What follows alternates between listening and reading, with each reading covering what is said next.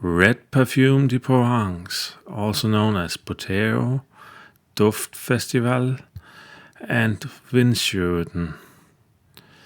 This rose gets to be approximately 100 centimeters tall and about 60 centimeters wide.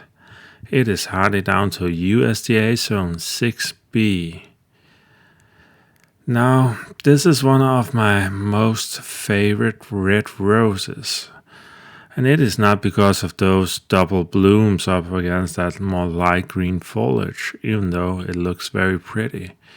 It is simply because this is one of the most potent scented red roses you can get. It is 8.5 out of 10, and you get a very strong raspberry scent and some gallica notes, but really a very, very powerful raspberry scent on this one. It is probably my most powerful on raspberry scent, and I really like it for that scent alone.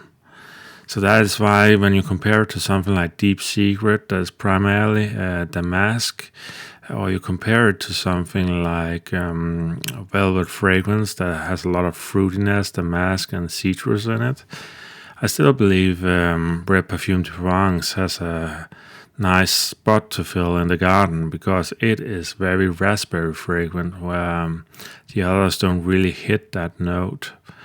So this is for sure one of my all-time favorite red roses, and this one is of course ranking very, very highly with me. The health is actually quite good. I had expected it to do far worse on health, but it is an 8 out of 10 on health.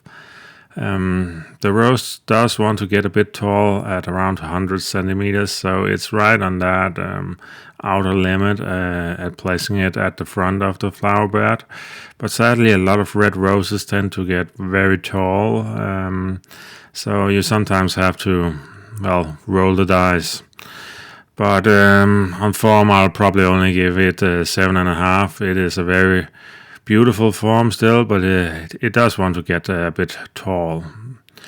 The rose flowers themselves actually make excellent cut flowers. They tend to last about 5 days when you take them inside for cut flowering. And I've had no issues whatsoever with these ones shattering. And another thing I'll note is that this rose has just stood up to days of 50 millimeters of rain, so it is no fragile beauty either when it comes to rain or balling up or anything like that. It has actually performed quite admirably in the rainy conditions we have just had here in Denmark.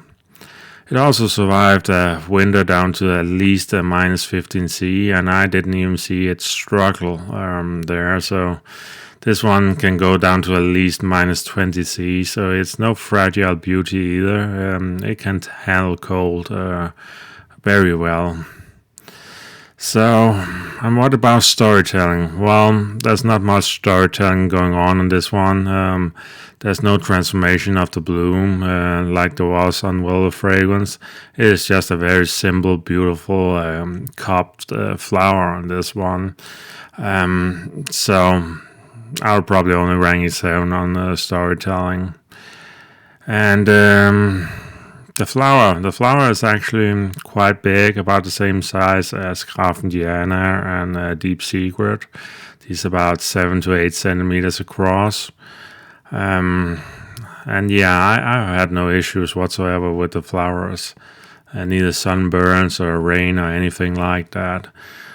So to sum this up, this rose alone, for that powerful raspberry fragrance, the very good health, and the fact it tends to bloom, I wouldn't say it is extremely floriferous, but it is certainly on the very good side when it comes to blooming in a red rose. But when you add all this up, compared with the winter hardiness, the leaf health, and the fact I haven't really had rust or black spot issues on it, this is, in my opinion, a very, very good red rose, and I'm giving this one a gold medal. So don't be afraid to get duftfestival, Botero, or Red Parfum De Provence, winschoten, Henry Dunant, and all these other names when you run into it.